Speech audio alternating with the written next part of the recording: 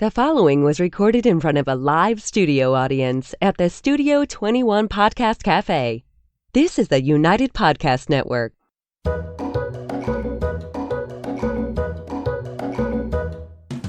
Welcome to the Quirky Dog Podcast, inspired by some of the quirkiest dogs you can ever imagine, and the owners who love them. This podcast is brought to you by the quirky couple themselves, Scott and Jess Williams. Their aim is to educate and entertain. Here's Scott and Jess. Yes.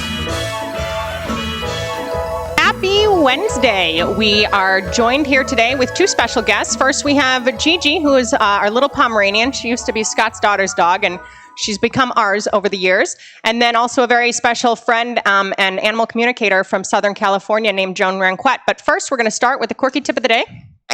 Good job, my pig handler. And the quirky tip of the day, you guys, is to pick up Joan's book. It is Energy Healing for Animals. She's actually authored a few books, but this is one of her really informative books, a good lead into her work and everything else. You can find it on Amazon. So again, the quirky tip of the day is to pick up this book authored by our guest here today. And Joan has been a TED Talk speaker. She's a Hay House author. She's a big TV star all over the place.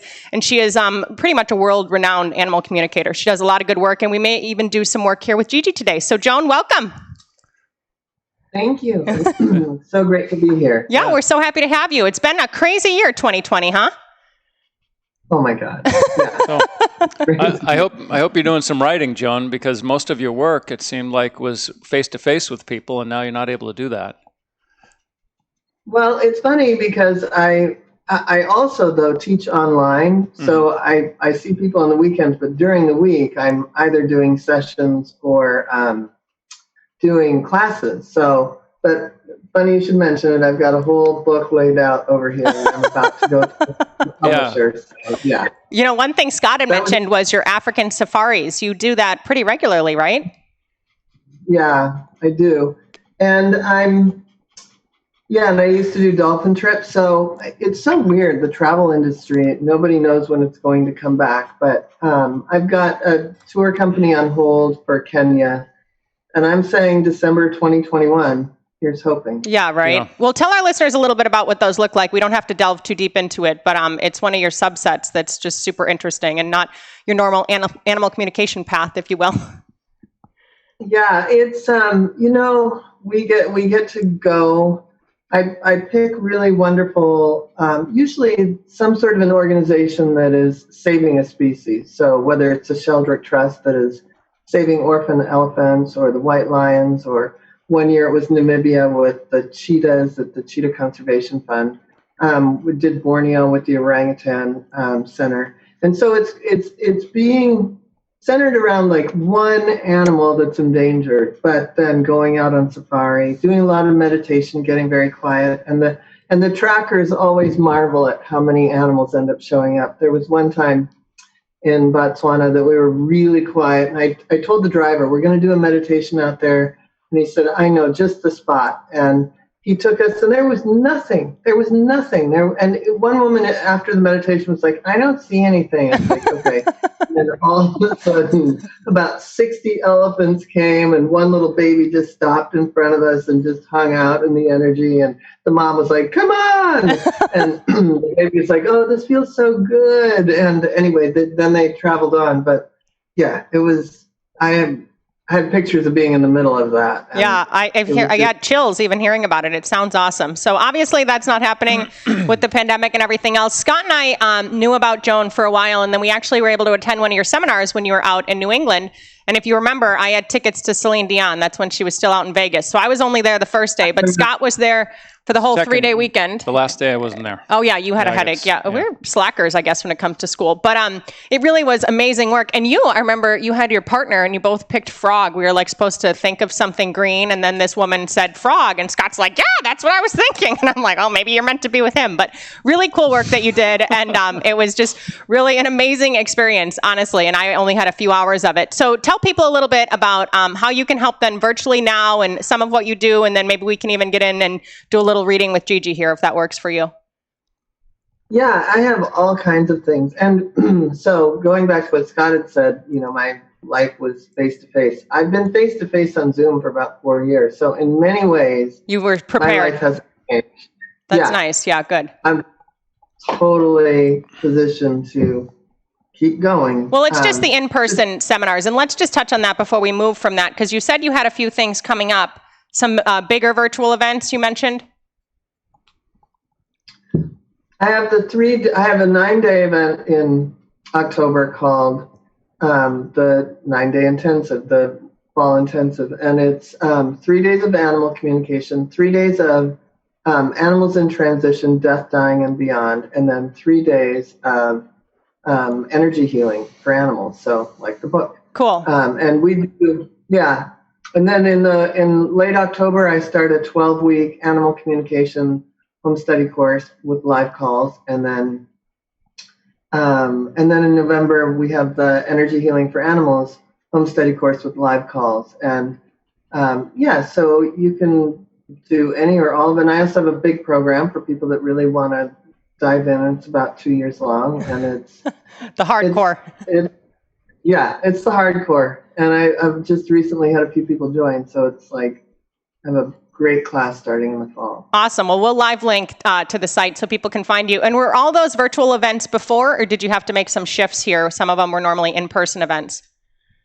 The 9-day was always an in-person event. Although back in the day, like when I first started the school in 2008, I did Skype people in. So I'd have like 3 computers, and there'd be 2 people there, and there'd be 15 people in the room, and there'd be about 12 people online, but nobody was managing that. So it was very difficult. Now I have a ton of teachers, so I can have somebody managing if we ever get together again. We're hoping.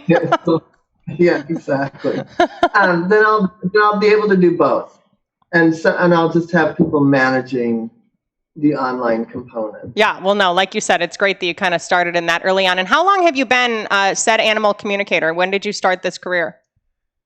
I started in the early, mid 90s. So I've been doing it being paid. I was kind of studying, if you will, early 90s. Even the late 80s, I was taking energy healing classes. So I'm aging. I'm dating myself. Anyway. Well, you were one of the first too. You're like one of the foremothers. Yeah, and I started my school in I started teaching in 1998, and then in 2008 I started Communication with All Life University and made it a whole big, huge curriculum. And if I could ever get accredited by a college, I did it by the hour. I set it up as if it's a college course. Yeah, so. Awesome. And would you say that dogs are your most common client, especially virtually, or does it vary?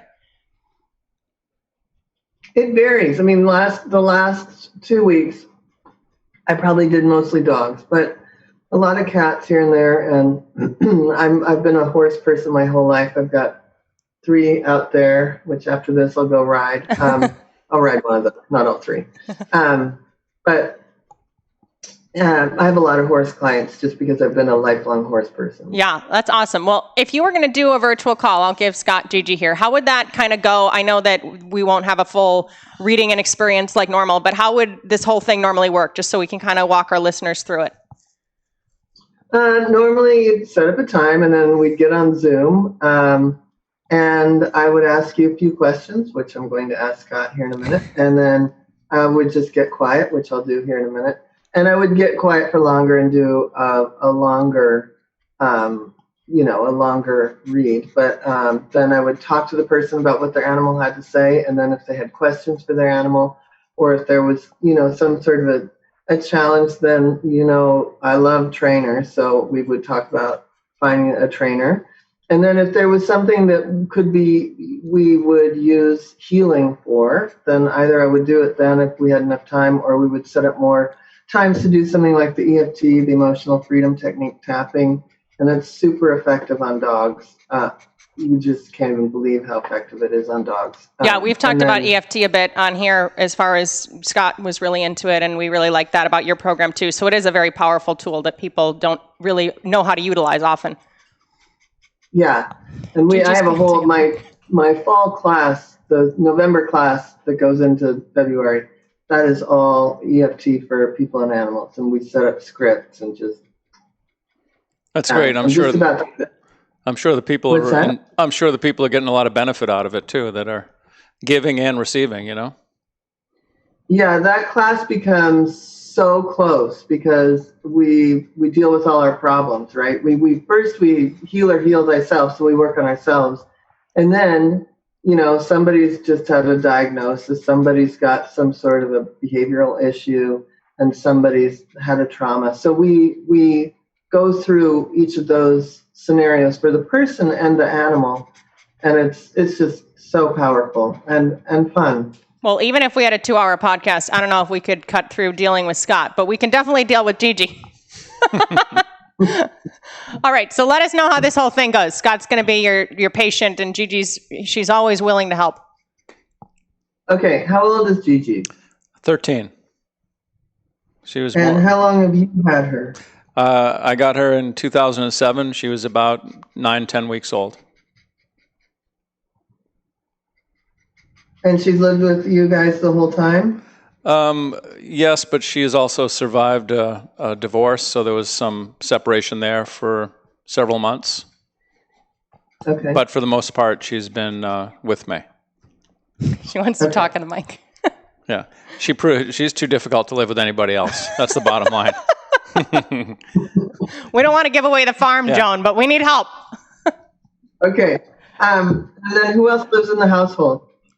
We just have several other dogs, and the two of us, that's it. How many other dogs? We have 5 other dogs, and they're border collies, and there's also a Belgian Malinois. Okay. So, I'm going to get quiet and connect with her.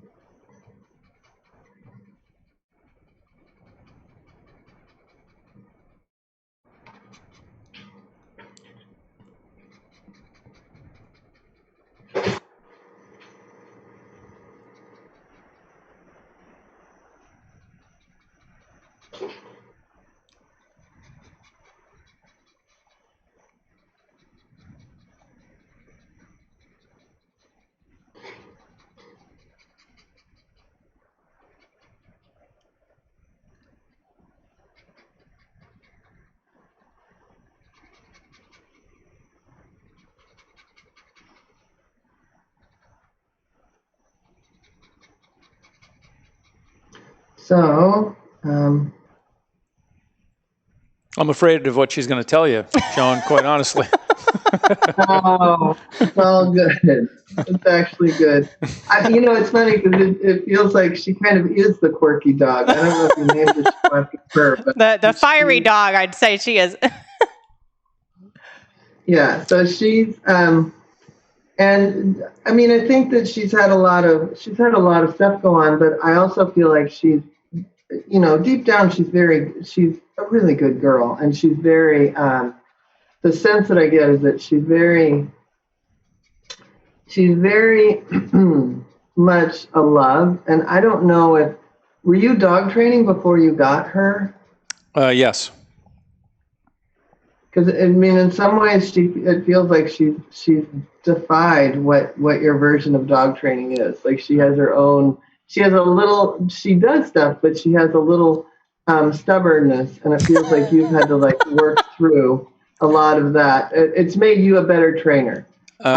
Yes, I'd say that because you can't treat her the way you would a full-size dog. I'd love to just put a pinch collar on her half the time, and she's the strongest dog in the house. Over the Malinois, the herding dogs, and she's 13. She's a lot of dog. Yeah, she's very strong. Yeah. A lot of character.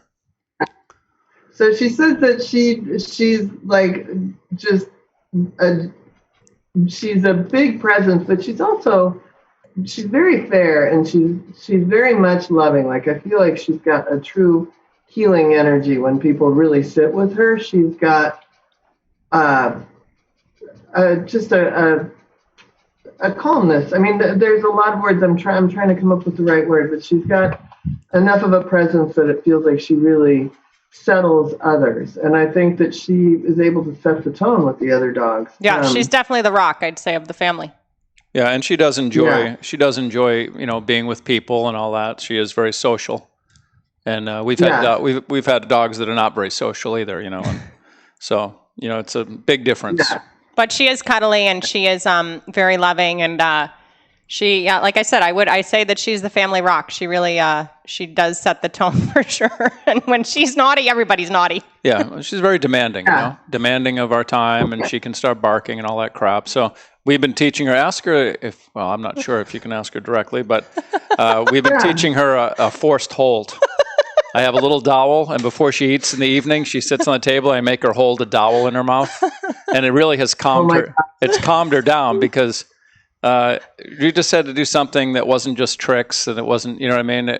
We had to get her mind more calm and more focused, And we've been doing that for several weeks. But, we've taught many, many dogs over the years to hold, So she'll take something and she'll put it in her mouth and she'll hold it, like if it was this pen. But if you say, take it, she's like, no, I'm not doing it. What are you going to do to make me? So now literally what we're doing right now to work through this is Scott has the stew meat, and then we have the dowel, and I have the clicker. And all we want is her to just grab it really viciously, and then she gets to run in and eat, and I click. But we've been at this, the two of us who are professional dog trainers, for probably 2 months.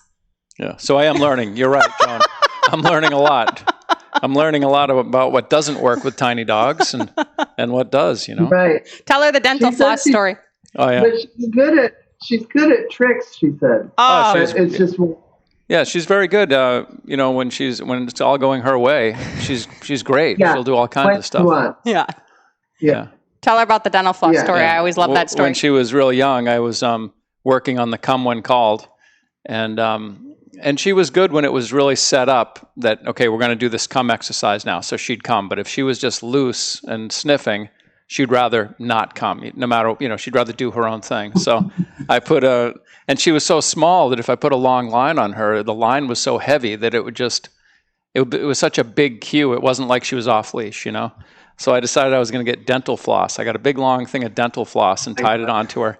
And she went out, she's out in the field, and I called her and she didn't listen. I gave her a little tug and the dental floss just snapped immediately, and she went running off across the field. So.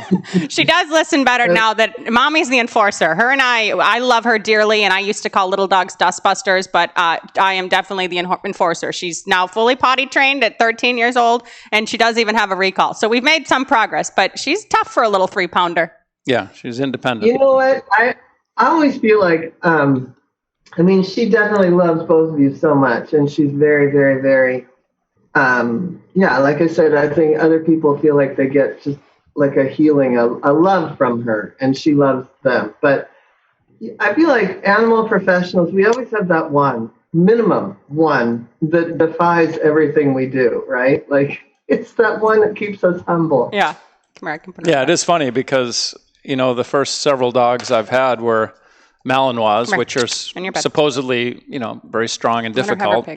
And she's been by far the most difficult dog. The Malinois are very biddable, and they're ready to work, and they're happy to work with me. And she's like, no, I don't think so. It's funny. We went, we used to go to St. John when you could travel, and we have an animal control officer. Yeah, I got her. She won't fall off. I got a leash on her. We had an animal control officer that would watch our dogs. At that point we had a big dog training facility and everything else.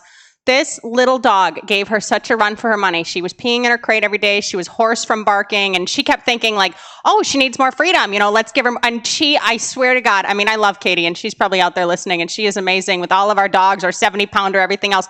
And Gigi, she just has people wrapped around her finger. She's like, nope, we're going to do it this way. Yeah. Are you a good girl? Mommy loves you. My way or the highway. Yeah, exactly. All right. Do you have any other thoughts on her? Because we're going to go to break in a moment, and then I want to talk about a few more things that you can do with other people. No, I just think that she's absolutely delightful. And she thinks so too, and I do too. Honestly, we love her. She's my little squirty spoo. And I just want to let the public know we're willing to waive the adoption fee. That's not true at all. We love her.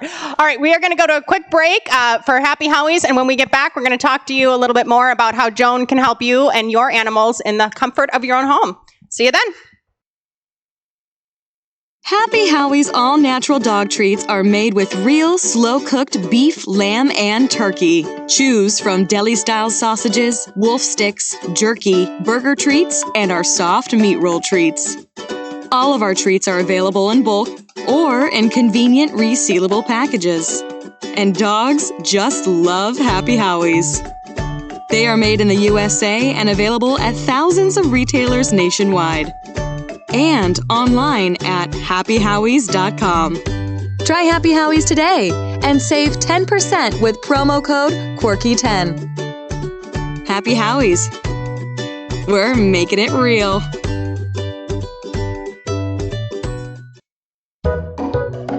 All right, we are coming back to you live with Joan. Gigi had her reading, and she didn't give any big secrets away, so that's good. And Scott wanted to just mention this book again and show you guys the cover for when you go to search for it yourselves. I just want to mention that Joan is an excellent writer, and this is a great book. We're zooming in on the cover, and you can get it on Amazon.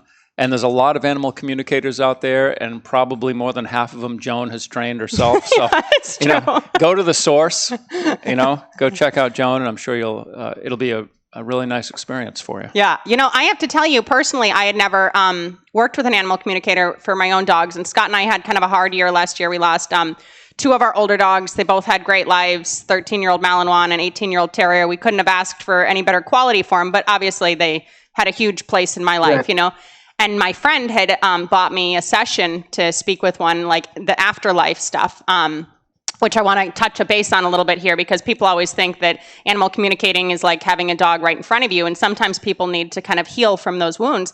And some of the stuff that this lady told me was like eerie. You know what I mean? She was like she was describing dogs that my dogs like met when they got to the other side. And like, it was spot on. Like, I was like, oh my God, Sarge used to tour with this dog. You know what I mean? It was crazy. So it really is. And it was really helpful for me in a sense, because it was a little bit more closure than when you're in the moment and, you're saying your goodbyes and everything. It's hard to seek that closure in that moment. You know what I mean? Especially sometimes even worse if a dog is suddenly killed, like by a car or something, and you weren't there, or you were traveling and a dog, passed away. So I wanted to touch on a little bit of past life stuff and how that factors into animal communication too, just so people are aware.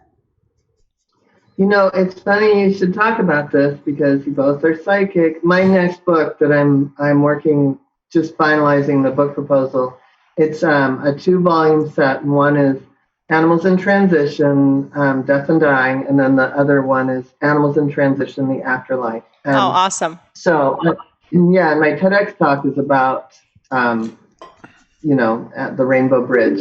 But so one of the reasons that I set that up separately like that is that, there's a whole process involved with death and dying. And it's really about getting down to that core and that state of grace and being in true love with them. And then, but also animal communication is so helpful at that point too, because it helps you make decisions, and it also helps with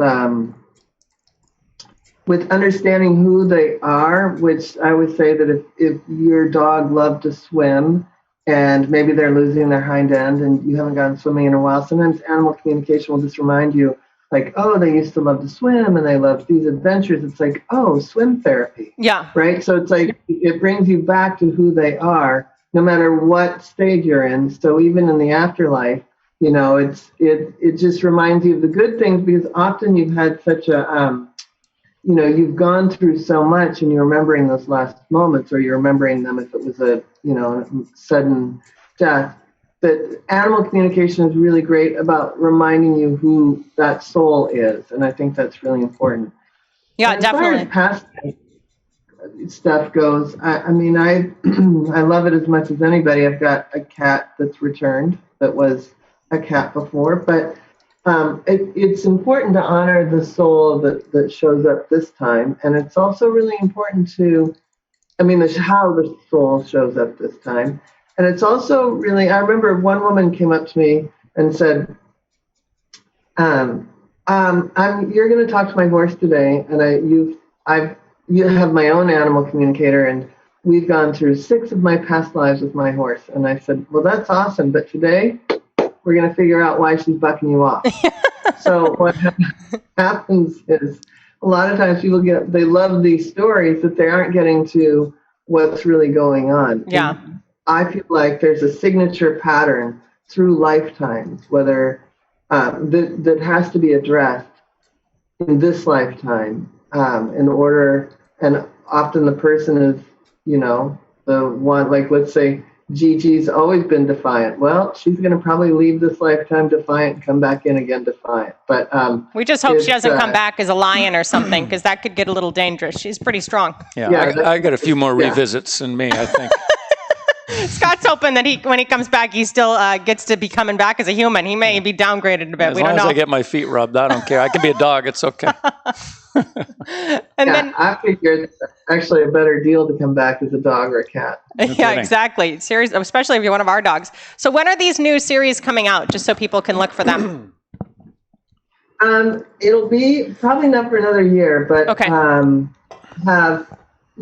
But in the meantime, I actually have a really fun group called Learn to Communicate with Animals with Joan, and it's a Facebook group, and I do a live in there every week, and I've got lots of free master classes, and that's a great way to get your feet wet if it's something you want to do. Okay, yeah, definitely. I will have people check that out. And then there was a agility person, I would say maybe 10 years ago now, and she was in a big car crash after she left the trial. She was tired, and there was one dog, two dogs escaped. One dog was killed by the side of the highway, and then another one of her dogs was literally out in the deserts of Arizona, and they used animal communicators to actually locate the dog. So can you touch on that kind of work a little bit too, and how animal communication is sometimes used in those moments? And it was amazing. I mean, she swears to this day that she never would have been able to find this dog had it not been for the work of people like yourself and other animal communicators all across the country and world coming together. Yeah, lost animals is the toughest part of doing animal communication, because even when you're, let's say you have to say goodbye or you've said goodbye to an animal, there's closure. And so the thing that's hard about animal communication for lost animals is that there often is no closure. But that said, it can be amazing. I've been very fortunate that a lot of I've had a high success rate. I don't do it anymore, but I teach it. I've had a high success rate with reuniting people and their animals. And it's almost like remote viewing. It's like looking through the animal's eyes and getting a sense of what's around, and then being able to really get a higher perspective of what's going on. And so I train very simply. You have to have some basic animal communication under your belt to do it. But between animal communication and tracking dogs, it can be amazing. Yeah, I mean, I was just so shocked with, literally out in the middle of the desert, you know what I mean? They had police and helicopters and dogs searching. And then when they, honed in on a few of these animal communicators. So people don't realize that there's some power there too. And that's someplace you could reach out in a time, because nothing's worse than knowing your dog is hopefully out there, and you can't find it. Or any animal, really.